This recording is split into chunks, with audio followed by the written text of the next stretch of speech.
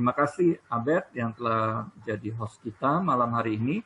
Memang sedikit ada gangguan karena mungkin cuaca, jadi signal Wi-Fi semua agak terganggu semua.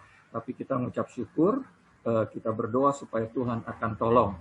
Malam hari ini Bapak Ibu, kita ada tamu spesial, yaitu teman lama saya, yaitu Ibu Eti Mariati, dan atau disebut juga Ibu Sarah. Ya, saya perkenalkan Ibu Eti. Saya mengenal Ibu Eti ini adalah teman pelayanan saya sejak hampir tahun 2008 saya mengenal Bu Eti ya. Shalom Ibu Eti. Shalom Pak Alex, salam semua. Ya, apa kabar Bu Eti? Luar biasa Pak Alex, puji Tuhan. Ya. Baik semua ya, anak-anak semua baik ya Ibu Eti. Baik, sehat. Baik, Bu Eti, kita akan segera memulai talk show kita malam hari ini. Sebelumnya Ibu Eti, kita mau tanya Bu Eti, latar belakangnya ini dari asalnya dari mana Bu Eti? Asal daerahnya. Oh baik, saya berasal dari satu kota kecil di Tasikmalaya, Jawa Barat, Pak Alex. Tasikmalaya ya, Ibu ya. Iya. Berapa saudara Ibu? 8 Pak Alex. 5 perempuan, 3 laki-laki. 5 perempuan. Ibu anak keberapa Bu? Saya anak kedua. Anak kedua.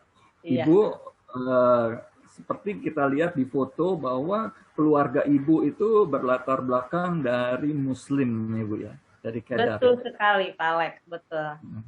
Keluarga semua saya dari Muslim semua ya, Ibu. Iya. Iya. Saya lahir dari seorang ayah TNI ya, di tentara di Azrigip 13 Galuh Siliwangi. Ibu dari Garut, ayah dari Tasikmalaya. Gitu. Background Ibu waktu itu lahir dari waktu itu dengan pengajaran agama Muslim yang cukup kuat ya Bu ya. Betul. Betul. Lalu bagaimana kira-kira Ibu akhirnya bisa menjadi percaya sama Tuhan Yesus Bu?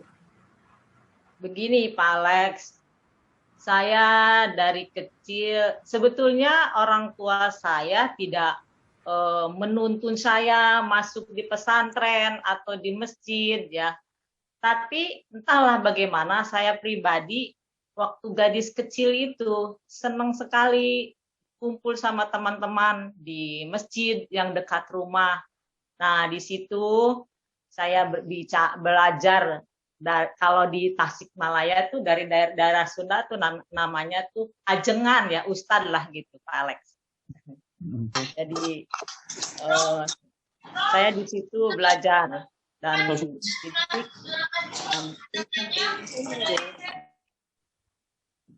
silakan Bu Eti. Nah, saya di masjid itu dididik untuk belajar sholat lah, belajar Al-Quran, baca Al-Quran, begitu. Sebetulnya sih ayah saya, ibu saya, mungkin ibu saya yang latar belakang Islamnya kuat gitu, dari Garut ya. Kalau ayah saya kan ABRI ya, lahir dari seorang petani, orang Tasikmalaya gitu. Ya, mereka kalau saya lihat ya dulu mereka itu justru Pak Alex sebetulnya Islamnya tuh ya Islam keturunan gitu, nenek moyang gitu. Dari atas Islam ya Islam gitu.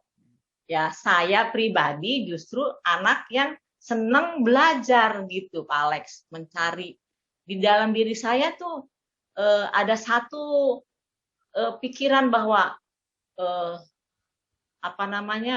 manusia ada yang mencipta lah gitu. Jadi ada rasa harus saya beribadah, saya harus mencari dan belajar walaupun saya nggak disuruh-suruh akhirnya ayah dan ibu saya serta keluarga besar ibu saya, keluarga besar ayah saya itu sebagai anak cucu yang membanggakan mereka begitu. Karena saya seringkali kalau ada imtihan maulidan, ada acara-acara begitu tuh saya tampil begitu Pak Alex gitu, membaca Al-Qur'an, berpidato gitu, berdakwah gitu. Sebetulnya itu diajarin sama kiai, dikasih gitu, tapi cepet hafal gitu, dan saya bisa berdiri di satu panggung gitu Pak Alex. Ya, apa yang diajarkan di Islam itu ya saya lakukan gitu, taati puasa gitu, sholat. Kalau saya lihat sih adik-adik saya malah tidak, kakak saya malah tidak pada saat itu. Tapi sekarang ini adik-adik saya itu malah itu yang baju merah, yang dekat saya itu udah hajinya 3 kali Pak Alex. Gitu. Bu Eti, apakah pada waktu Bu Eti sebagai masih Muslim, apakah Bu Eti ada mengenal tentang Isa, belajar tentang Isa, seperti itu Bu? Nah, justru dulu tidak ada Pak Alex. Al-Qur'annya tuh nggak ada artinya Pak Alex, gitu. Jadi saya tuh bisa baca Al-Qur'an, bisa ngaji dengan suara yang menurut teman-teman saya kemarin yang alumni SMP WA saya bilang, saya sampai tercetus begini, aduh maaf ya, saya sekarang sudah mereka kan assalamualaikum, Allahu Akbar gitu, saya bilang Allahu Akbar, saya sekarang namanya Tuhan Yesus gitu. Hah, kamu kok begitu? Dia tanya gitu. Saya bilang, iya, saya sudah percaya Tuhan Yesus, Isa Al-Masih yang ada di Al-Quran. Hah, gitu Pak Alex. Kalau dulu tuh sama sekali saya tidak tahu kalau di Al-Quran itu ada Isa Al-Masih, gitu Pak Alex. Gitu. Nah, bagaimana selanjutnya Ibu bisa mengenal dan tentang Yesus tuh? Lah, saya itu dari kota kecil saya sekolah ke Jakarta. Ya, saya didaftarkan ayah saya. Ayah saya itu sangat merindukan saya menjadi seorang bidan gitu. Jadi saya sekolah selesai SMP, saya masuk di sekolah kesehatan di Rumah Sakit Umum Tasikmalaya gitu. Masih Muslim ya. Terus setelah selesai dari Rumah Sakit Umum Tasikmalaya, saya sekolah ke Jakarta di Sekolah Bidan Budi Kemuliaan yang di Tanah Abang Timur, Pak Alex. Ya, gitu. Ya, di situ. Jadi ayah saya masuk asrama tuh Pak Alex di situ. Nah, berjalannya waktu, saya praktek sudah belajar, terus praktek ke ruangan, kawan. Saya tuh kenal seseorang itu tiba-tiba seorang dokter itu visiting gitu, terus saya usir-usir karena nggak pakai baju dokter. Saya bilang, sekarang belum waktu besuk. Nah, setiap kali dia visiting, bicaranya bahasa Sunda, ternyata orang Sukabumi begitu. Nah, begitulah kata orang Jawa itu, witing tresno saking kulino, gitulah Pak Alex gitu. Ya. Jadi saya kenal dengan seseorang laki-laki, ternyata malah dia itu beragamanya berseberangan. Tapi karena memang sudah cinta lah itu, kalau sudah cinta apapun juga ya saya merem-merem aja begitu Pak Alex. Saya sering berdoa, tahajud, sholat supaya pasangan saya itu bisa ikut saya begitu, menikah secara Islam begitu Pak Alex. Gitu. Ya memang sih kesampaian Pak Alex. Pada saat nikah saya di KUA Pak Alex. Begitu. Kemudian gimana Bu? Apakah Pak Endang, namanya Pak Endang ya Bu ya? Ya, Endang Sudarman. Ya, Pak Endang Sudarma ini eh, merupakan ayah angkat saya juga, ayah angkat Rohani yang selalu Haleluya. mendoakan saya, yang Haleluya. selalu menguatkan saya, ya, Bapak Ibu. Pak Endang Sudarma ini dia orang jahat, tapi dia adalah orang yang selalu menolong orang-orang yang susah. Dia selalu orang-orang kalau kita lagi ada susah, dia akan selalu ada di samping kita. Dan Bapak Ibu hebatnya, Pak Dokter Endang ini itu hafal ayat Alkitab. Bapak Ibu boleh tanya ayat Alkitab apa saja, dia bisa tahu ayat Alkitab itu di mana, pasal mana, itu semacam Google Alkitab berjalan, ya. Nah, Ibu, kira-kira bagaimana Pak Endang mengenalkan Yesus kepada Ibu? Nah, itu Pak Alex. Setelah nikah, saya kan, aduh, menang nih gitu kan. Oh, suami Islam gitu. Karena kan di nikah KUA tuh, orang-orang KUA datang ke rumah begitu. Ya. Nah, tapi setelahnya Pak Alex, berjalannya menjalani rumah tangga itu, waduh, saya sendiri ini merasa ini korban dikhianati, tapi menjadi berkat gitu Pak Alex. Saya sebagai manusia karena dijanjikan ya bukan dijanjikan, memang dilaksanakan dia bersahadat gitu kan. Hari demi hari di rumah saya sholat jungkal. Tapi Pak Pak suami saya itu malah lebih sering rajin ke gereja. Di mobil itu kaset itu dulu mah kaset Alek, kaset rohani gitu. Kalau ke gereja pun kan saya ya namanya istri harus taat sama suami, harus ikut ya ikut. Tapi saya sombongnya, saya nggak mau turun Pak. Jadi Bapak turun dengan anak saya yang besar itu, yang masih umur kecil balita. Nah, itu apa namanya? Saya panas Pak Alex di mobil itu karena kan lagu-lagu pujian, kaset-kaset khotbah gitu. Aduh, pokoknya saya bukannya tenang gitu ikut tuh malah panas lah begitu. Waduh, kok semakin begini ya gitu. Itu Pak. Hari-hari jadi saya bukannya enak, tenang, sukacita. Mungkin ya segala sih ada ya untuk rumah nyaman, segala kebutuhan ada secara dunia. Tapi hati saya ini yang nggak bisa ini berontak gitu, Pak Alex.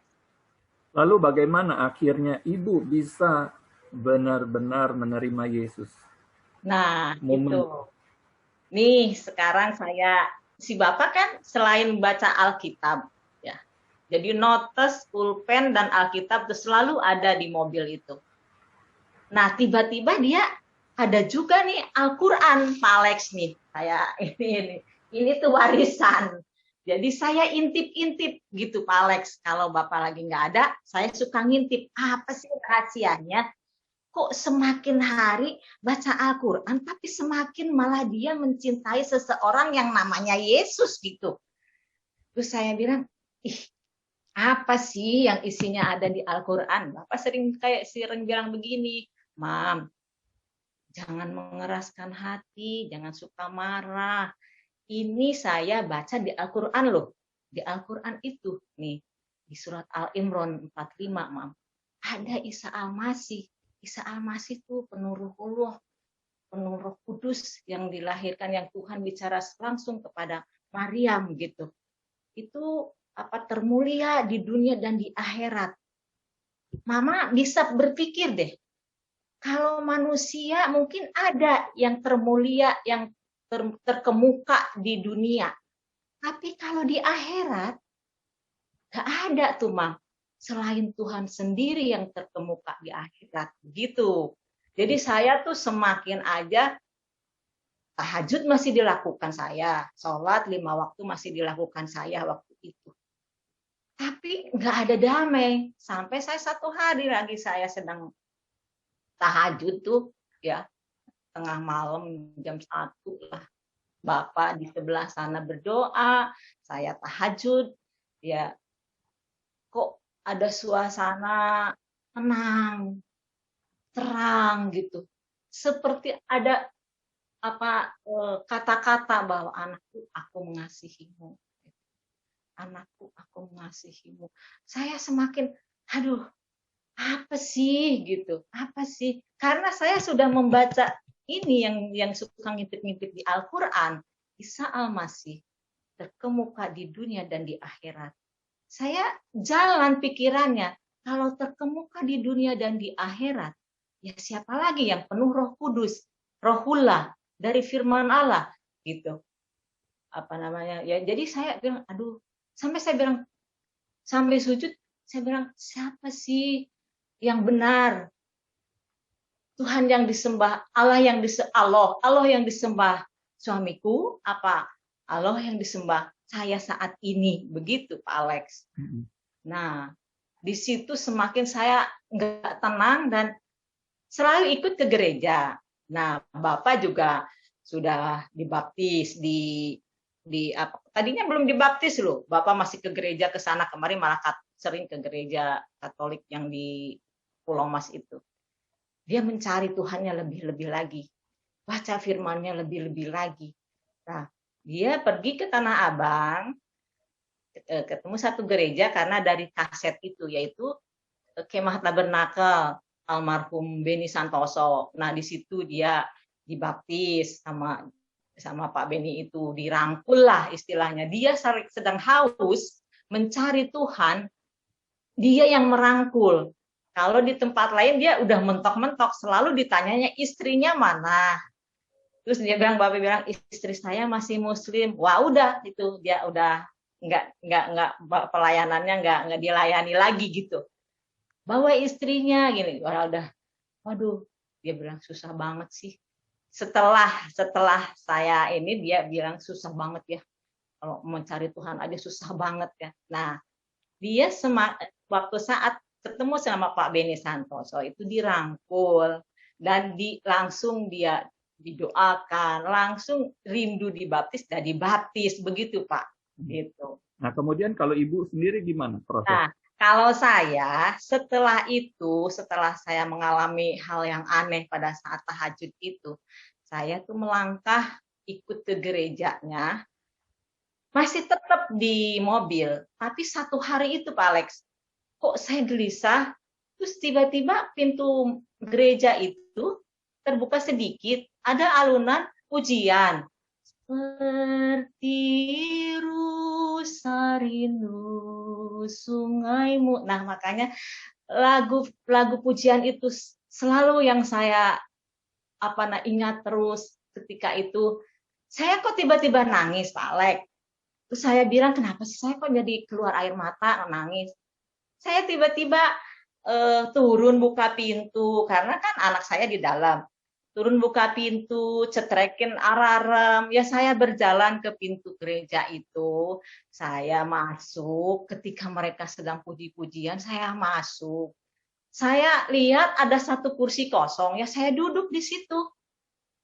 Saya nangis terus di situ, saya nangis.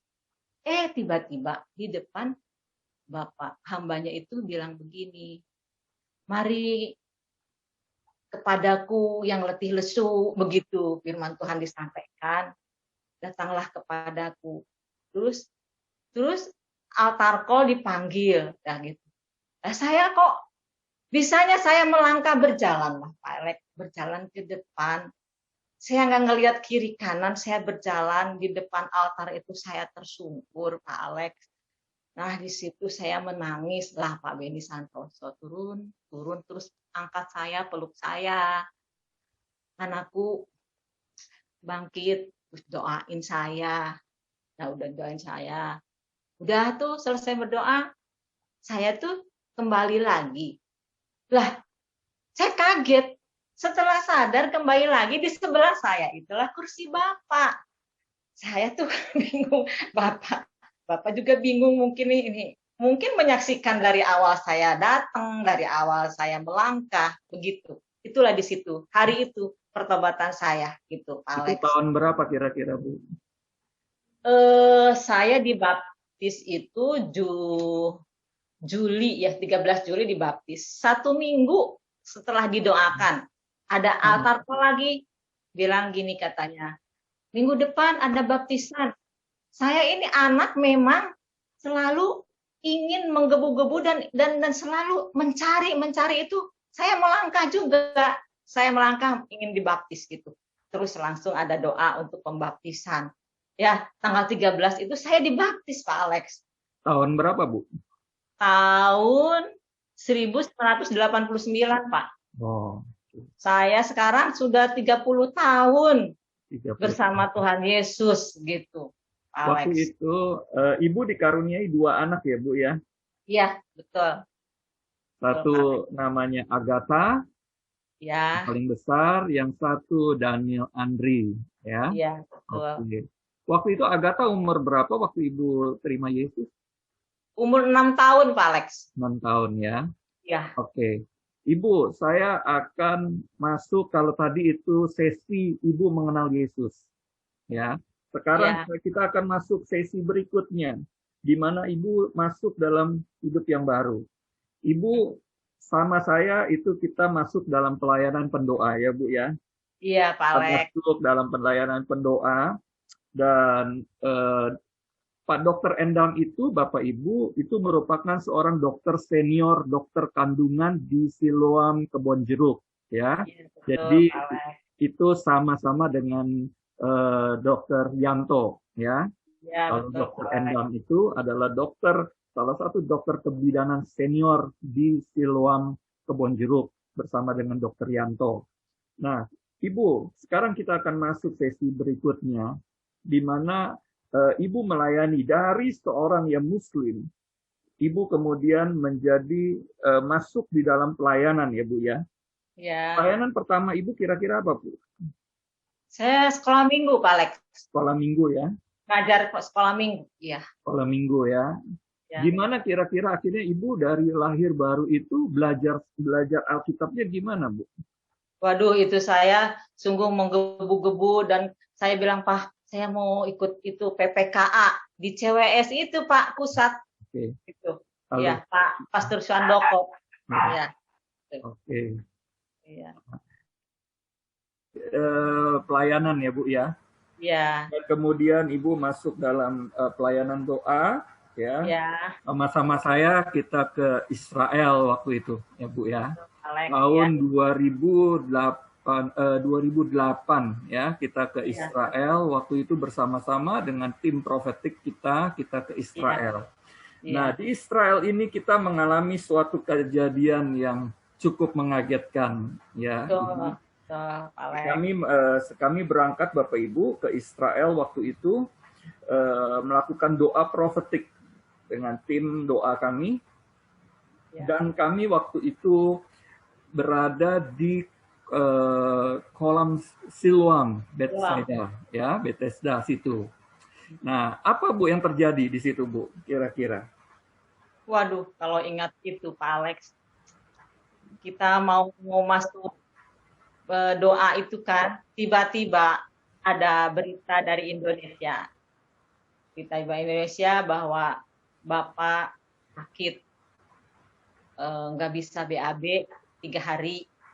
Dan masuk rumah sakit katanya begitu. Waduh. Kita waktu itu di Yerusalem ya Bu. Betul. Saya kan selalu kan dekat Bapak. Saya bilang Pak, ya karena memang kita sama-sama dan sering sharing dan sering doa sama-sama gitu. Saya sharing sama Bapak karena memang Bapak Alex ini pemimpin kami, pemimpin grup gitu. Gembalanya grup pendoa di situ di Menara. Ya saya sharing Pak, saya bilang di Indonesia Bapak masuk rumah sakit gini. Nah, Bapak juga sedang kelihatannya wajahnya juga sedang bergumul juga gitu sama-sama. Kita sama-sama ada pergumulan ya waktu itu. Betul. Nah disitulah titik awal Bapak kena detect ya Bu ya. Betul. Pulang dari Israel, lanjut cek kan Pak begitu. Ya. Di situ bagaimana perasaan Ibu kira-kira pada waktu mendengar Bapak terkena sakit, Bu? Pak, saat itu Pak, walaupun saya seorang pendoa, walaupun setiap hari kita doain orang, sepertinya kita kuat, sepertinya kita memang melihat mujizat-mujizat untuk orang lain. Pada saat itu Bapak, gelap rasanya. Hidup ini rasanya, aduh, sudah saya hanya bisa, ya masih bisa, Tuhan Yesus tolong. Tuhan Yesus tolong, hanya Engkau pertolonganku, hanya Engkau Tuhan. Tapi daging ini Pak, tetap mengkhawatirkan. Bagaimana tidak? Ya Bapak ini kan sebagai tulang punggung, sebagai apa, saya tidak bekerja ya. Saya tahu, saya juga kan seorang medis, jadi saya tahu kalau yang namanya sudah cancer, waduh, sulit begitu Pak untuk bisa kita terima. Apalagi Bapak ini pada saat pemeriksaannya dia tidak mau dibius waktu di kolonoskopi sama dokter Bambang itu Pak. Bapak tahu dokter Bambang juga sudah pulang ke rumah Bapak. Iya. Iya. Bapak, waktu itu Bapak terkena kanker paru ya, Bu ya? Awalnya usus Pak. Kanker usus ya? Ya, 4 tahun dia bersih, bebas, dan Sempat tidak pernah sembuh dulu ya? Ya, Sembuh dulu ya itu ya? ya sembuh dulu karena memang Agatha itu kan di pendeteksi kanker dini di MRC Sisi waktu itu selalu mengawal ayahnya itu. Jadi setiap 1 tahun dia PET CT, PET CT ya gitu, jadi tahu lah. Pas 4 tahunnya itu sudah bebas, ususnya bersih gitu. Tahun kelima, nah itu Agatha bilang, Mam, Papa apa batuk? Saya bilang, Mama sendiri sih dengar batuk, tapi Papa tidak mengakui batuknya, tapi aneh sih. Saya bilang, saya kan panggil anak saya Cici dan Dede gitu. Anehnya kenapa, Mam? Tapi tidak ada klaim, tidak ada apa begitu. Bapak merasakan bahwa tidak, Ci, Papa tidak batuk, tapi saya sendiri mendengar itu batuk, Pak, tapi batuk aneh. Saya sudah mulai khawatir dan curiga gitu. Hasil PET CT terakhir tahun 2005, pokoknya yang kelima tahun itu, tahun kelima itu ada titik di paru-paru, Pak, gitu. Titik di paru-paru, saya udah khawatir lagi. Saya udah pesimis. Ternyata memang pemeriksaan lagi selanjutnya ternyata memang positif metastase ke paru-paru. Di situ Bapak malah bilang begini, Mam, siap-siap ya. Siap-siap, Mam. Yang namanya udah ke paru-paru itu sulit gitu. Saya cuman, walaupun saya sampai, ini saya merinding juga. Walaupun saya lagi nyetir, kan saya bawa tolongin setir. Walaupun saya menenggar-negarkan hati, bilang, Pak, usia itu di tangan Tuhan. Papa itu milik Tuhan Yesus. Mujizat masih ada, tapi tetap saya masih khawatir aja gitu Pak. Nah ya. gitu. Satu hal Bapak Ibu yang saya salut dengan Dokter Endang ini, walaupun beliau itu terkena sakit kanker yang sudah mulai parah, beliau masih tetap praktek dokter dan harus menyetir mobil sendiri dari Kelapa Gading menuju Siloam. Ya, dia harus nyetir mobil sendiri dan tetap praktek, tetap mendoakan orang sakit. Waktu itu mami saya sempat masuk di ICU di Siloam hampir 40 hari. Hampir tiap hari Dokter Endang mendoakan. Ya. Walaupun dia sakit, tapi dia tetap semangat untuk mendoakan orang. Dia tidak mau dibilang sebagai orang yang sakit, ya Bu. Kira-kira berapa tahun kira-kira Dokter Endang sakit ya Bu? 7 tahun Bapak. 7 tahun ya, bertahan kuat ya. Dan tetap sampai terakhir itu tetap semangat ya, tetap semangat dia untuk sebagai dokter ya Bu ya. Terakhir itu hari terakhir, nah itu Pak ini nih seminggu sebelum mau pulang Pak. Pemeriksaan paru-parunya ke dokter siapa Martin. Martin Dia ya. beliau itu waktu di rumah sudah lihat tuh fotonya. Waduh, Mam, sudah habis paru-paruku gitu. Sudah, Mam, katanya. Siap-siap aja begitu. Bilang sama dokter Martin, Tin, bilang terus terang. Saya ini kan udah terminal stage ya. Jadi si dokter Martin nggak bicara, cuman melihat dia. Nah, saya yang nangis malah. Terus dokter Endang, loh Tin kok nggak bilang terus terang gitu. Kok dokter Endang kok, Martin jangan takut. Kalau saya mah udah tahu pulang kemana, begitu Pak. Jadi dokter Martinnya yang justru malah kaget gitu. Gitu. Ya. Saya ingat waktu itu dokter Endang itu sakit, tapi memaksakan diri untuk hadir dalam pernikahan anak ibu ya di Ya, Bandung betul. ya. Itu Saya sedang ingat kemo Pak, sedang ya, kemo itu. lagi kesakitan benar-benar dan nggak bisa makan, nggak bisa minum sampai saya harus mencarikan makanan untuk beliau ya. Waktu itu eh, ini adalah momen pernikahan ya untuk Agatha. Nah, Ibu di tengah-tengah Bapak sakit, ada kejadian juga yang sangat berat buat Ibu, yaitu putra Ibu. Nah, itu gimana kira-kira, Bu? Waduh Pak, kita kan ada biasa tiap hari kan doa ya Pak.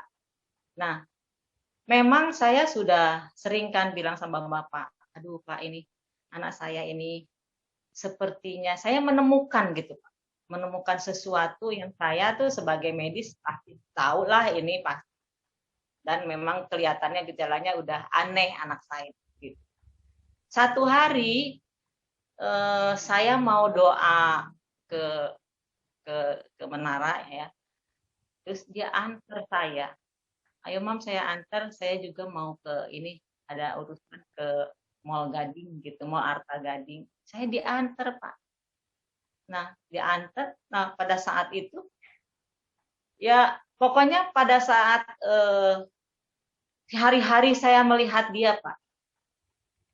Pula kalau dia mau keluar mau menjelang malam saya udah deg-degan karena dia pasti keluar. Kalau siang dia ada di rumah dengan tidur terus begitu Pak. Wah, saya udah tahu lah ini pasti ini udah menemukan sesuatu.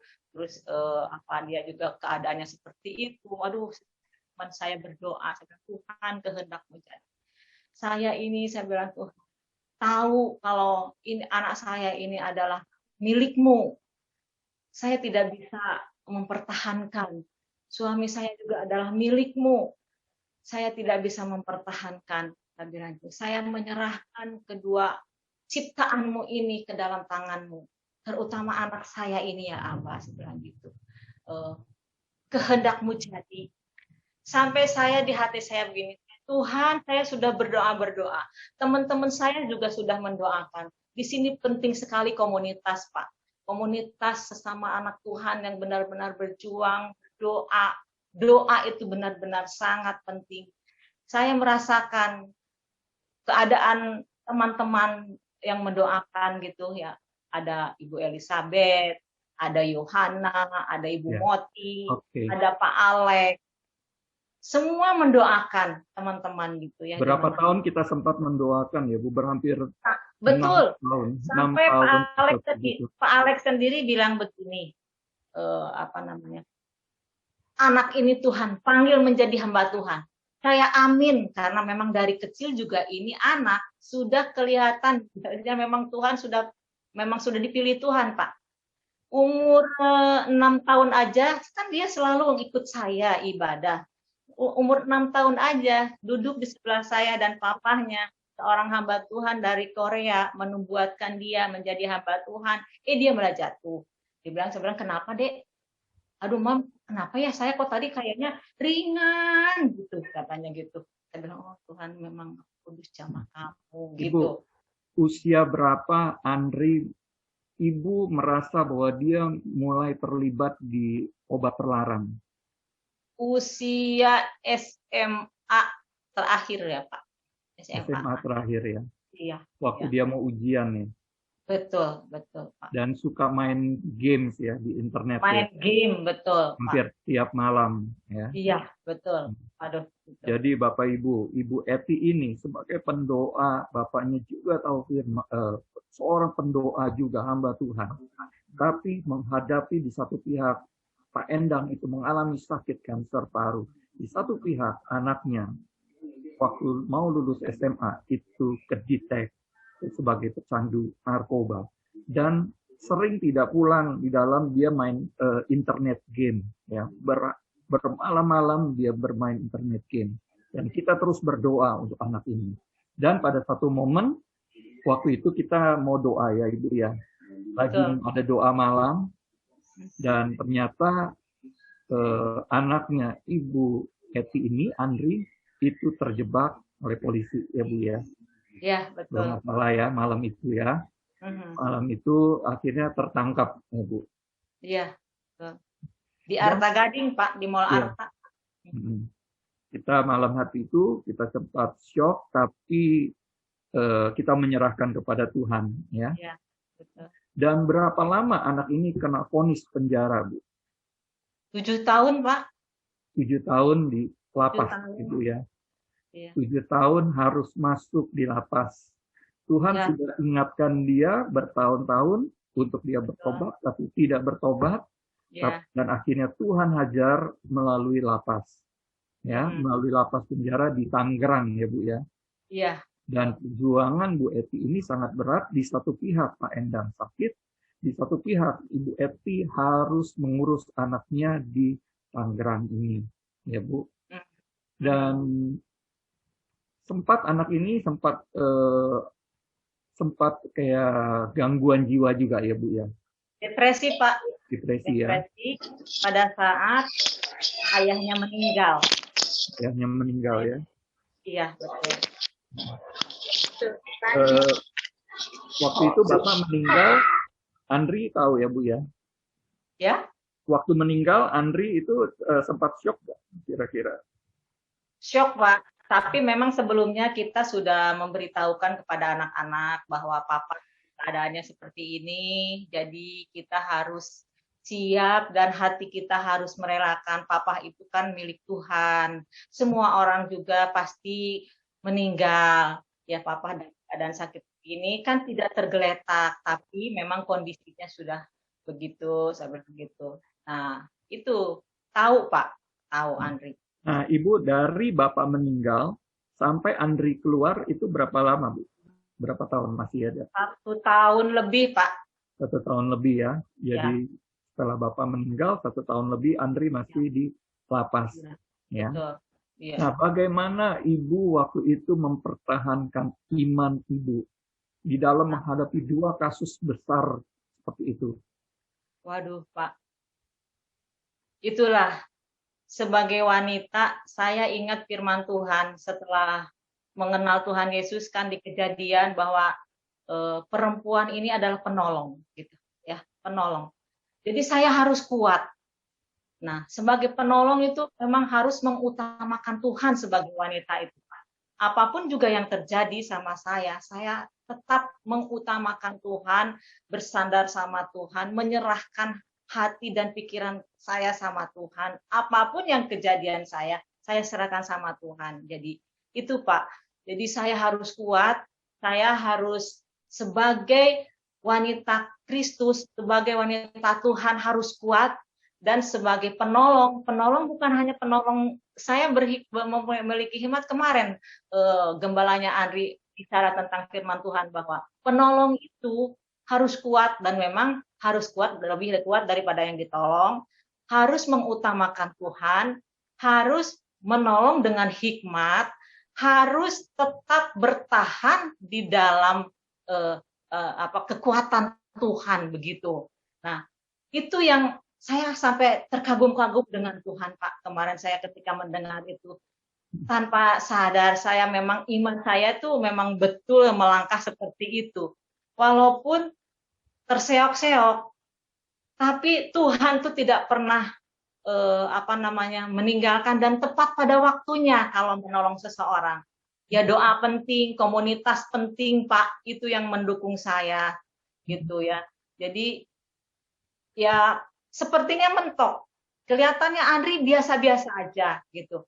Tapi satu hari Pak, saya kaget gitu. Saya kaget. Oh iya, ya sebelum itu saya karena dia sakit sampai saya tuh ngekos Pak. Karena saya memang di rumah juga sendirian setelah Bapak meninggal ya. Anak saya yang pertama sudah dibawa suaminya, saya juga di rumah sendirian. Saya ingin membesuk Andri dengan memberikan obat supaya saya bisa sehari 2 kali obat masuk. Itu berjuang saya untuk anak ini sambil saya berdoa, sambil saya menyerahkan Andri ke dalam tangan Tuhan. Saya ngekos di depan LP itu, di depan lapas itu Pak. Saya ngekos gitu. Ibu, ini waktu Andri usia 30 di lapas ya? Betul, betul. Masih ada Ulang di tahun lapas ya? saat terakhir menanti dia pembebasan bersyarat, Pak. Ya. Nah, Dan Ibu, sudah sadar, Pak, dia. Sudah sadar. bagaimana dia bertobatnya, Bu? Nah, dia tiba-tiba bilang gini, biasanya kan minta dikirim rokok itu 1 slop, Pak. Tiba-tiba dia bilang gini, Mam, nggak usah bawa rokok. Gitu. Lah, kenapa, Dek? Saya sudah tidak merokok 2 minggu. Gitu. Oh, puji Tuhan, dia bilang gitu. Ya itu, yang namanya teman saya itu Yohana itu mendampingi saya setiap ke lapas itu mendoakan dia, Pak. Walaupun secara tidak langsung dia tidak tahu karena memang di depan kamarnya dia itu masjid, Pak. Ya mau doa bagaimana gitu ya. Tapi kita tetap berdoa di depan itu, Pak, di depan kamar dia itu. Gitu. Bagaimana momen akhirnya dia bertobat, Bu? Itu, Pak. Satu malam katanya dia kan itu bukan ternyata Pak, narkoba itu Pak sangat-sangat selain narkoba dia juga ternyata mengandalkan kekuatannya kepada dukun Pak gitu. Jadi dia punya jimat, punya jimat. Di dukunnya itu sampai ke lapas juga itu terus-terusan ngikutin Pak. Ya akhirnya saya udah bilang, saya bilang deh kamu mana itu kalung itu coba. Dibilang enggak Mama bukan apa-apa gitu. Satu malam katanya Pak itu memang ada suara, mendengar suara setelah ayahnya meninggal. Dia bilang gini, kamu mau bertobat, ayo ikut aku gitu, gitu. Apa namanya? Ayo ikut aku. Dia bilang katanya dia tuh ada jadi 2 suara, kadang suara setan sama suara Tuhan. Kalau suara Tuhan memberikan damai dan mengajak bahwa saya harus melepaskan segala sesuatu gitu. Jadi itu si jimat itu bisa ngejebrus jatuh di kloset katanya Pak jimatnya itu. Nah dari situ dia akhirnya dia ingat katanya lagi sekolah minggu gitu. Ingat sekolah, makanya kepada ibu-ibu atau adik-adik yang menjadi guru sekolah minggu, jangan merasa kecil hati kalau anaknya tuh sepertinya tidak mendengar. Ternyata kesaksian Andri, dia justru bertobat karena mengingat bahwa di sekolah minggu diajarkan gitu, bahwa kalau saya ikut setan ini masuknya di neraka gitu. Kalau ikut Tuhan lah diselamatkan. Itu Pak Andre itu. Nggak bisa katanya menyembah 2 tuan. Begitu di kesaksiannya di solusi. Oh Tuhan luar biasa gitu. Ya itu. Akhirnya Andri bertobat dan dibaptis kembali ya Bu? Dibaptis kembali di gereja lapas Pak. Oh. Dan ya ini sih sudah pelayanan Pak itu. Oh udah pelayanan ya, oke. Dan Ibu, selama dokter Endang sakit, Daniel Andri juga masuk di lapas, saya juga mengetahui Ibu terkena sakit jantung dan harus dioperasi. Dan sekarang ini pakai apa Bu namanya? Pacu jantung. Pacu jantung. Jadi Bapak Ibu, sementara suami sakit kanker, anak mengalami di lapas, Ibu Eti ini juga mengalami sakit jantung dan harus dioperasi. Gimana itu kira-kira Bu? Waduh Pak, hanya kekuatan Tuhan dan pertolongan Tuhan yang membuat saya bisa bertahan. Dan memang komunitas itu penting. Karena pada saat saya harus cat lab, Bapak sedang kemo, nggak mungkin bisa nungguin gitu. Yang menunggu saya itu ya teman-teman doa itu, Yohana dan Ibu Elizabeth gitu.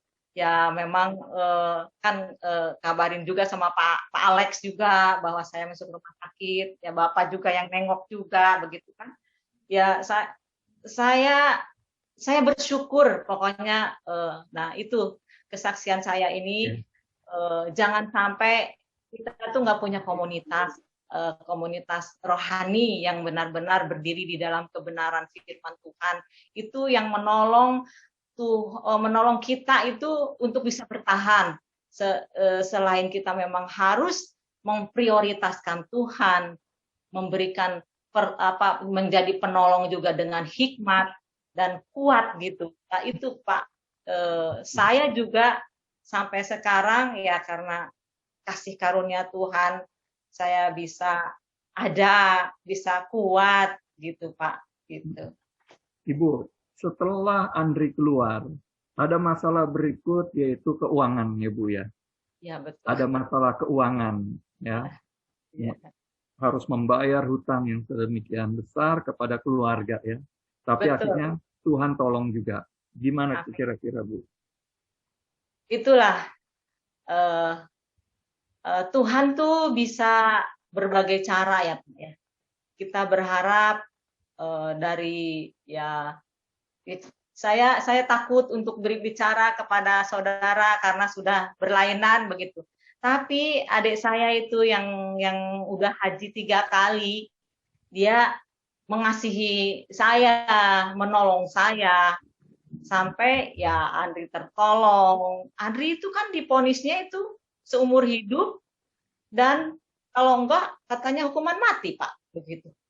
Nah di situ adik-adik saya yang mendampingi saya karena Bapak kan harus kemo gitu ya, mendampingi saya menyelesaikan ketemu jaksa, ketemu hakim gitu, dan keuangannya pun juga dari adik saya. Nah itu pada saat itu memang sebelum Bapak meninggal juga rumah yang lama itu saya pasarin karena memang untuk menutupi itu utang gitu, walaupun adik saya harus memang yang namanya utang ya utang gitu. Waktu Andri di dalam susah sekali Pak, tidak ada yang menanyakan rumah itu. Pas Andri keluar hanya dalam tempo 3 bulan itu yang inginin rumah saya itu Pak tetap ngotot, berbagai orang datang nggak jadi dia yang jadi Pak. Terus Andri juga di sebelum keluar bilang gini kan ingin ikut ibadah yang di Sentul itu Pak yang seluruh itu. Nah dia juga itu Pak berdoa, Tuhan tolong saya sebelum ibadah yang di Sentul, saya ingin ikut ibadah yang Pak Niko itu gitu di Sentul. Tahu nggak Pak? Tepat pada waktunya, sebelum itu seminggu sebelumnya Andri keluar dan ikut ibadah di Sentul gitu Pak. Terus dia juga bilang di Mam, Tuhan bicara kalau saya harus ikut Tuhan sepenuh hati gitu, menyerahkan hidupnya sepenuh hati. Beberapa kali dia tolak gitu dalam pribadinya dia mungkin. Ada aja dia mentok temennya lah yang bilang, kamu itu harus sekolah STT lo, kamu harus tinggalin katanya, jangan kerja gitu. Jadi sekarang tuh anak saya kuliah di STT Duway, semester ke-4, ini sedang kuliah juga, dan kemarin baru ditasbihkan di GBI Mission Center sebagai pengerja yang melayani di sana. Itu yang kerinduan dia, Tuhan bukakan gitu, Pak Alex begitu. Ya Tuhan nyatakan. Ya. Ibu berapa tahun Ibu berdoa untuk seorang Daniel Andri sampai akhirnya dia bisa bertobat dan menjadi hamba Tuhan? Bapak berdoa, aku kan kelihatan bandel-bandelnya kan dari SMA. Dari SMA tuh saya udah berdoa tersungkur, Ya sama teman-teman juga kan ada anak seperti Andri juga kan. Semua kan kita kan mendoakan anak-anak Pak gitu. Ya tapi kan semakin didoakan malah semakin kelihatannya, waduh, malah bukan benar, malah tambah nggak benar begitu.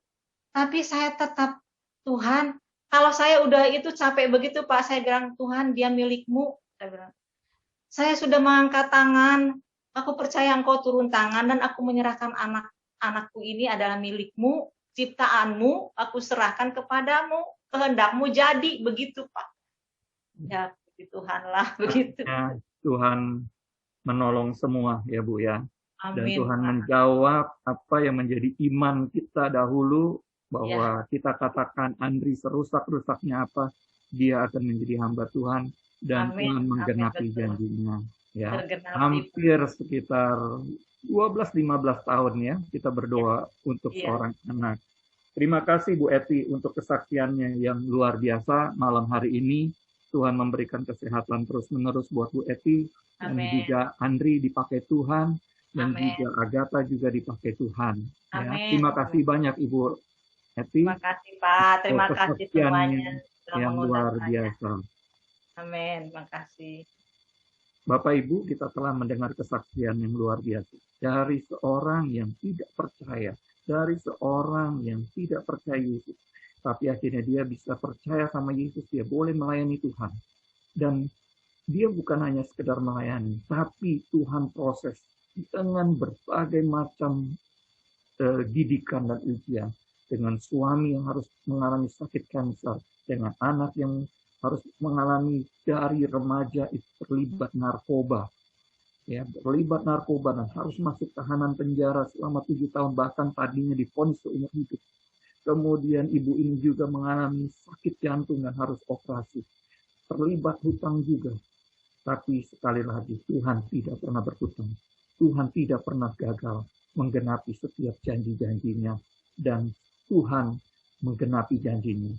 Karena itu Bapak Ibu, segimananya anak-anak kita, jangan sekali-kali ucapkan negatif. Perkatakan deklarasi iman kita. Perkatakan deklarasi iman kita.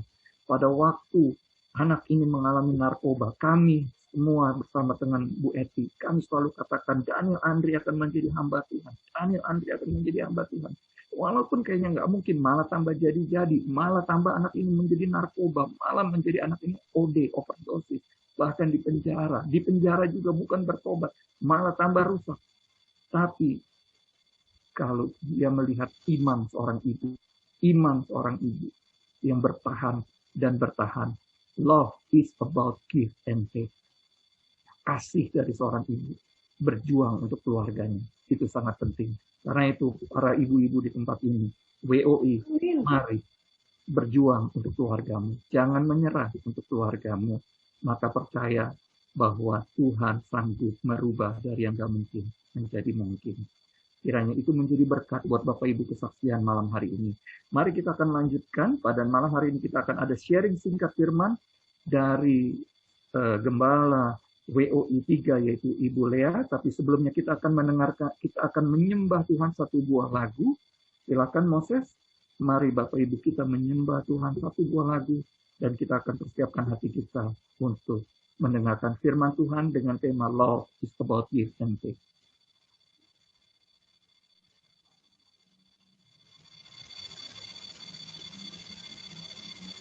Silakan Moses atau Ibu Evi.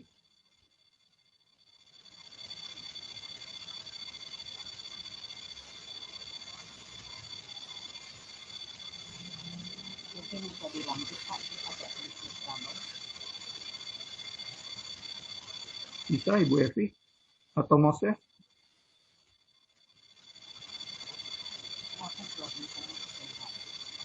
Oke, kalau tidak ada, kita akan langsung masuk dalam sharing firman. Mari kita akan berdoa terlebih dahulu. Tuhan, kami mengucap syukur untuk firman, untuk kesaksian yang luar biasa, kesaksian hidup dari seorang yang terhilang, dari seorang yang tidak mengenal Engkau. Tuhan angkat, dan Tuhan proses, dan Tuhan didik. Tuhan berkati Ibu Eti Mariati di dalam nama Tuhan Yesus untuk kehidupan selanjutnya. Engkau berkati dia, dan Engkau mampukan dia di dalam mengatasi setiap tantangan dan ujian. Bapa, sekarang kami akan mendengarkan firman-Mu. Bapa bicara buat kami semua tentang kami belajar tentang kasih yang memberi dan juga kasih yang menerima. Berkati Ibu Lea yang akan menyampaikan sharing firman Tuhan buat kami malam hari ini. Di dalam nama Tuhan Yesus kami berdoa dan mengucap syukur. Saya persilakan kepada Ibu Lea. Tes. Shalom teman-teman semuanya, bapak-bapak, ibu-ibu. Apa kabar hari ini? Luar biasa. Pasti luar biasa ya. Sebelum saya mau sharingkan tentang suplemen cool pada hari Minggu ini, saya sangat berterima kasih Bu Eti untuk kesaksiannya yang menjadi berkat, kekuatan di dalam hidup kami semua yang mendengarkannya. Saya percaya Ibu Eti akan dipakai Tuhan dengan luar biasa. Karena apapun yang kita doakan, semua perlu proses dan tidak instan. Dan semuanya akan indah pada waktunya. Saya bersyukur untuk kesaksian Ibu Eti, biarlah kesaksian ini akan menjadi kekuatan kepada ibu-ibu yang benarkannya, bukan ibu-ibu saja, tapi kita semua yang ada di Cool ini. Terima kasih Bu Eti untuk kesaksiannya. Tuhan Yesus memberkati Cayo. Nah, shalom teman-teman. Cool online Rabu. Sebelum saya menyampaikan suplemen hari ini, perkenalkan dulu, saya pertama kali dapat tugas dari Pak Alex, yaitu sharing tentang firman Tuhan, yaitu love is about give and take. Perkenalkan, saya Lea, yaitu saya dipercayakan menjadi gembala di WUI 3 PRJ dan penilik juga, dan saya memegang Cool 3, 4, dan 6. Semua bukan kuat gagah saya, tapi semua karena Tuhan yang memberikan kepada saya. Oleh sebab itu, saya percaya ibu-ibu, teman-teman di sini semua juga akan Tuhan pakai dengan luar biasa. Yang penting kita mau, yang penting kita semangat, karena kita percaya kita adalah laskar-laskar Kristus yang luar biasa. Saya dikarunia anak 3, laki-laki semua. Suami 1, rumah saya di Sunter, dan saya sebagai ibu rumah tangga. Terima kasih untuk perkenalan saya yang singkat ini. Tuhan Yesus memberkati. Saat ini ibu-ibu dengan suplemen cool pada saat ini itu benar-benar sangkut paut dengan kesaksian Ibu Eti ya. Ibu Eti itu sungguh luar biasa. Dia memberikan kasih kepada keluarganya, dan kita juga salut ya. Bu Eti bukan dari lahir dia kenal dengan Yesus, tapi dia berasal dari agama seberang. Tapi Tuhan pakai dengan luar biasa. Kalau Tuhan sudah memilih, apapun rintangannya pasti akan terjadi. Bu Eti akan keluar lebih dari pemenang, dan Bu Eti akan menjadi wanita yang militan di hadapan Tuhan.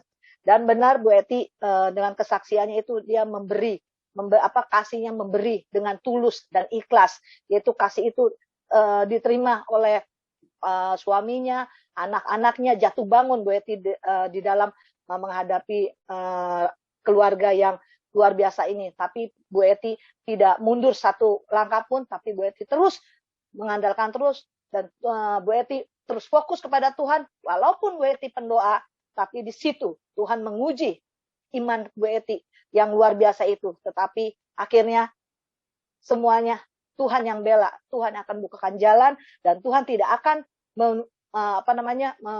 melihat anak-anaknya akan jatuh tergeletak, tetapi tangan Tuhan selalu menopangnya. Amin. Nah, di sini kita akan belajar suplemen cool ya, teman-teman yang kasih itu memberi dan menerima. Nah, sesungguhnya kita ayat yang kita ambil ya. Next, Moses. Matius 25 ayat 40 ya, teman-teman ya. Sesungguhnya segala sesuatu yang kamu lakukan untuk salah seorang dari saudaraku yang paling hina ini, kamu telah melakukannya untuk aku. Amin, teman-teman. Ya, jadi kita melakukan dengan firman ini, melakukan segala sesuatu yang paling hina, apapun juga, tapi kita melakukannya itu untuk Tuhan. Aku itu Tuhan ya, teman-teman ya. Nah, jadi latar belakang tentang kasih itu memberi dan menerima, yaitu istilah kata take and give dalam keseharian kehidupan duniawi. yang artinya adanya timbal balik atau ada imbalan yang dapat saat kita memberikan sesuatu kepada seseorang yang dapat menguntungkan kita. Tetapi tidak demikian di dalam teladan kasih yang Tuhan Yesus ajarkan kepada kita. Arti kata memberi di dalam kasih Kristus tidak mengharapkan keuntungan dan timbal balik. Namun saat kita memberikan kehidupan kita untuk memenangkan banyak jiwa lewat kasih Kristus, maka ada kasih karunia yang kita terima dari Tuhan secara otomatis yang kita hadapi dan menyertai di dalam kehidupan kita, teman-teman. Coba kita simak ya, teman-teman, di dalam firman Tuhan di dalam Matius 25, yaitu ayat 35 sampai 39. Ini saya mau ceritakan. Tuhan memberikan perumpamaan ketika kita berada di dalam dunia ini, apakah kita sudah membagikan kasih saat ada yang haus nih teman-teman, kita memberi dia minum. Saat ada yang lapar, kita memberi makanan. Saat ada yang telanjang, kita memberikan pakaian. Itulah yang diajarkan Tuhan tentang kasih, bahwa relakan kita memberikan segala sesuatu dengan tulus kepada jiwa-jiwa. Lakukanlah itu seperti untuk Tuhan. Jadi pada saat kita melihat teman-teman ada orang yang memerlukan makan, kekurangan makan, apakah kita mau gitu memberi dia makan? Terus ada yang haus, apakah kita mau? Terus ada yang tidak, bukan maksudnya telanjang itu mereka telanjang ya, bukannya tidak mempunyai pakaian yang layak dipakai. Apakah kita mau gitu memberikannya kepada mereka yang membutuhkannya? Jadi semua yang kita lakukan itu kerjakanlah semata-mata hanya untuk Tuhan. Amin, teman-teman. Nah, di sini ada next PowerPoint-nya, Moses. Yaitu pembelajaran teladan kasih dalam hal memberi.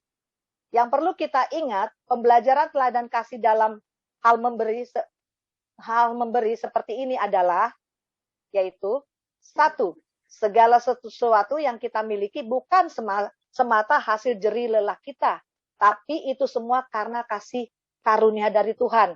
Jadi semua yang kita miliki ya teman-teman, itu bukan dari jerih. Next lagi. Next. Pembelajar. Ya, yang satu ya. Segala sesuatu yang kita miliki itu teman-teman bukan semata-mata hasil jerih lelah kita.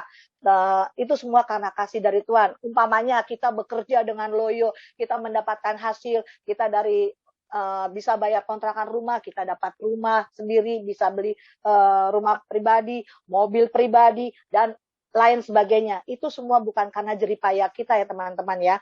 Maksudnya gini loh, semua yang ada di dunia ini, yang satu ini ya, saya mau jelaskan ya teman-teman ya. Semua yang ada di dunia ini, yang kita punya saat ini adalah titipan sementara yang Tuhan percayakan supaya kita dapat mengelolanya dengan baik. Dengan baik teman-teman. Apakah kita sudah bisa dengan tulus ikhlas berbagi waktu kita, memberikan diri kita, bahkan materi yang ada pada kita untuk dipraktekkan dalam kehidupan sehari-hari, mengasihi jiwa-jiwa, mengembalakan jiwa-jiwa bagi Tuhan. Apakah yang sudah kita lakukan untuk orang-orang lewat apa yang ada pada diri kita? Nah itu ya segala sesuatunya. Dan pembelajaran teladan yang kedua, kasih yang Tuhan ajarkan adalah memberi lebih dulu tanpa mengharapkan imbalan.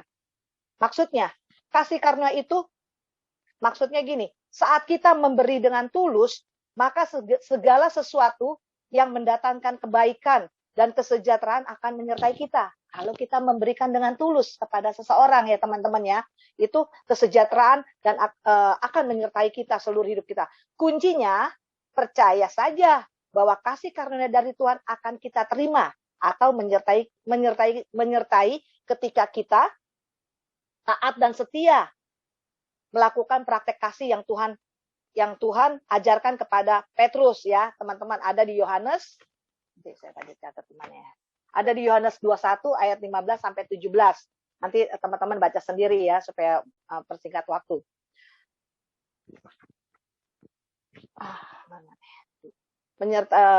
Mengembalakan domba-domba yang ada di sekitar kita, yaitu apa? Kita kalau memang sudah diberi kepercayaan sama Tuhan, ya kita jangan egois lah. Kita harus membawa, contohnya nih, kita kan ada di Wadah Kul. ada teman-teman yang belum bisa ikut kuliah, kita ajak mereka. Ya dengan apa? Kan sekarang lagi pandemi gini, ya WA, basa-basi lah, ngomong sana sini atau segala macam. Tapi ujung-ujungnya, yuk ikut kul yuk. Di kul enak loh. Kita bisa sharing, tukar pikiran, ada kesaksian, dikuatkan. Pokoknya kita berikan sesuatu yang luar biasa kepada teman yang belum ikut kul. Contohnya seperti itu ya teman-teman ya, menjangkau jiwa gitu kan. Ini kan moto kul ya, KTM. Ada yang tahu ya? Nanti ya kita bahas. Dan ketiga, next, pembelajaran teladan. Ketika memberi yang tulus, itu terjadi, maka kita akan menerima kasih karunia Tuhan. Kita apa saja? Kasih karunia Tuhan bukan selalu berbicara tentang harta benda, teman-teman.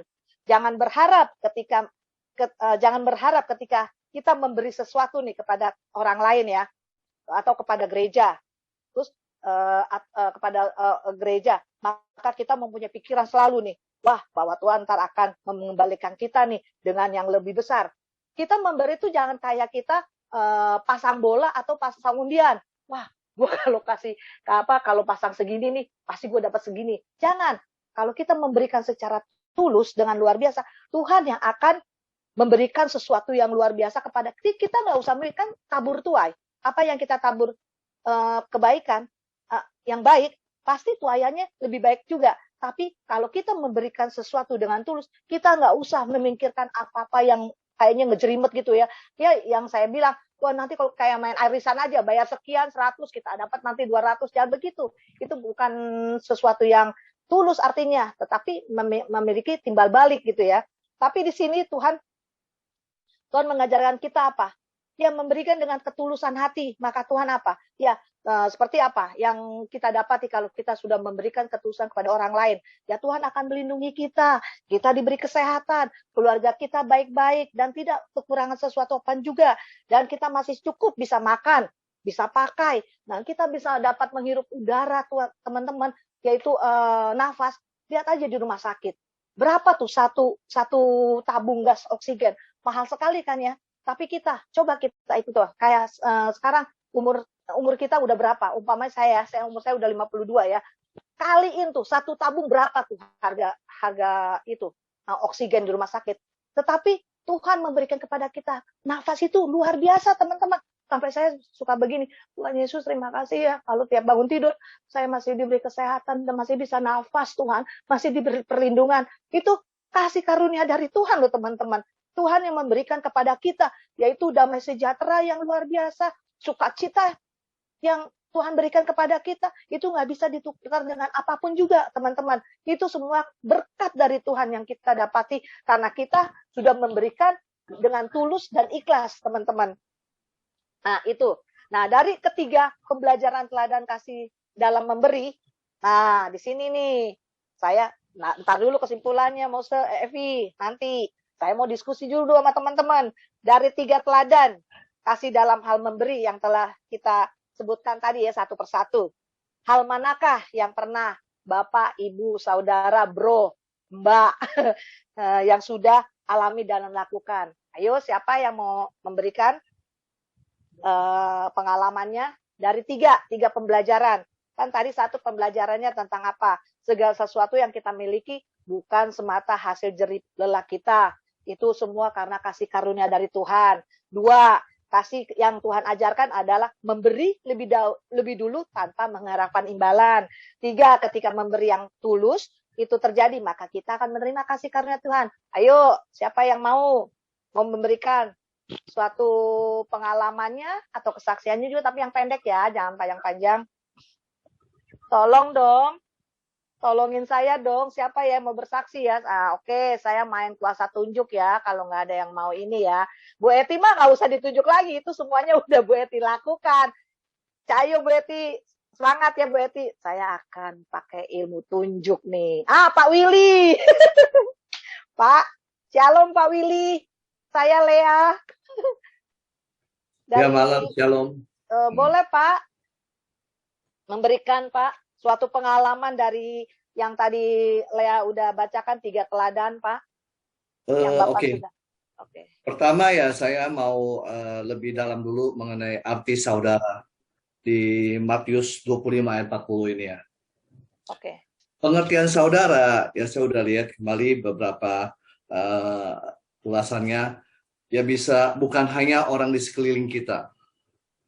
Itu termasuk orang tua kita, saudara kita, bahkan menurut pandangan saya pasangan kita. Amin. Nah, dalam hal untuk melakukannya itu, saya pikir saya masih perlu banyak belajar, ya kan? Terkadang apa yang kita lakukan baik dalam 1, 2, 3 itu masih banyak dikuasai dengan kedagingan kita. Kadang kita mengharapkan kita melakukan sesuatu, kita tuh ada imbalannya kembali. Jadi saya pikir saya masih jauh dari pelaku untuk 1, 2, 3 ini. Ya mungkin ya hanya waktu ketika saya mulai belajar sekarang ini masuk di KOM 100, mulai ikut KUL kembali, saya percaya pelan-pelan bisa saya praktekkan hal kasih dalam memberi dan dalam memberi lah istilahnya. Amin. Thank you Pak Willy untuk komentarnya. Saya percaya Pak Willy juga akan diberikan kekuatan sama Tuhan kalau kita mau melakukannya Pak Willy ya. Tapi memang semua proses, ada prosesnya. Tidak langsung instan. Bin salabin, ala kazam, kita akan bisa. Oh, no. Soalnya kita memang memerlukan kasih. Yaitu apa? Pertolongan dari Roh Kudus Pak Willy. Saya juga begitu Pak Willy. Dulu saya juga nggak bisa langsung seperti saat ini. Saya mimpi jadi gembala juga nggak pernah Pak. Tapi kalau saya gini orangnya Pak. Saya udah dikasih nih ya. Kayak Bu Grace nih, saya udah berapa kali tolak, Bu jangan saya dong Bu, saya orangnya masih begini, saya nggak bisa jaim, saya orangnya apa adanya segala macam. Kata Bu Grace gini, lu mau diberkati sama Tuhan Yesus gak?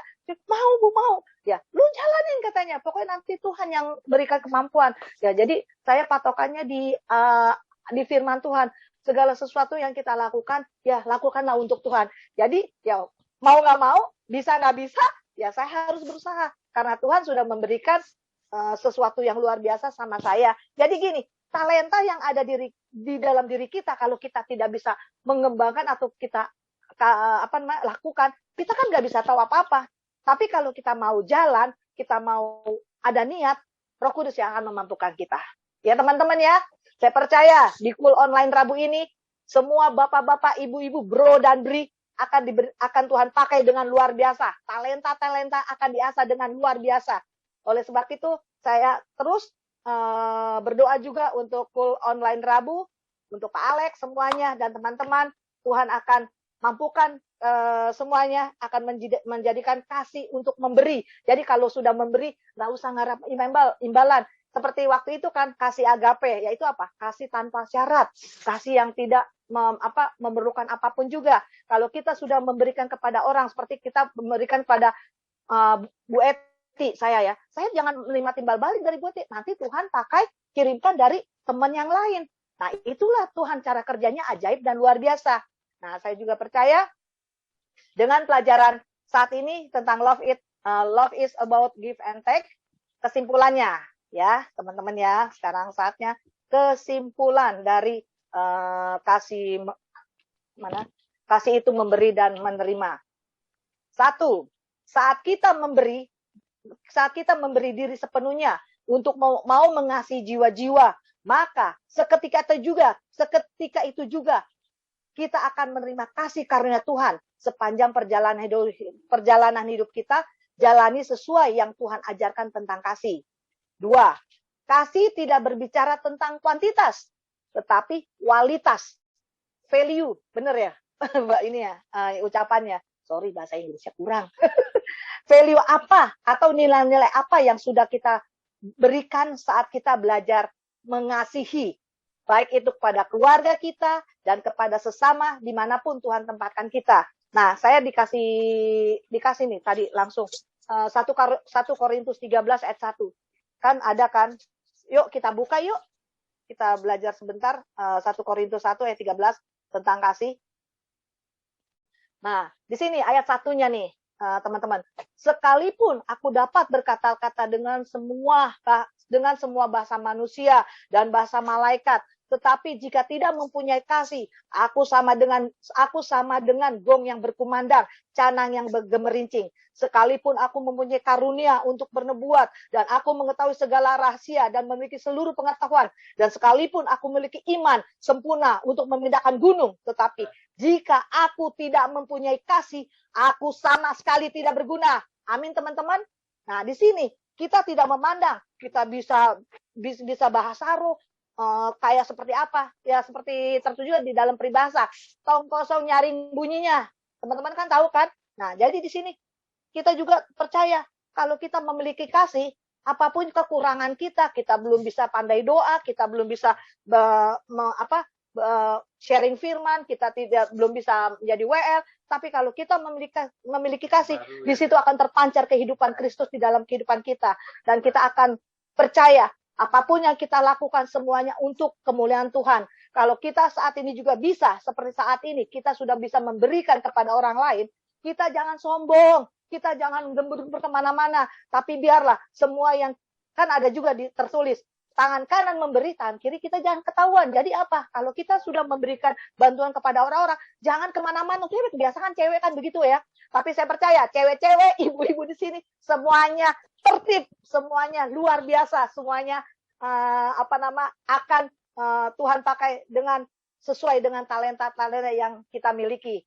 Ya, itu aja teman-teman. Sekian kebenaran firman Tuhan pada saat ini. Tuhan Yesus memberkati. Siapa yang mau menambahkan, silakan Pak Alex. Tugas saya sudah selesai.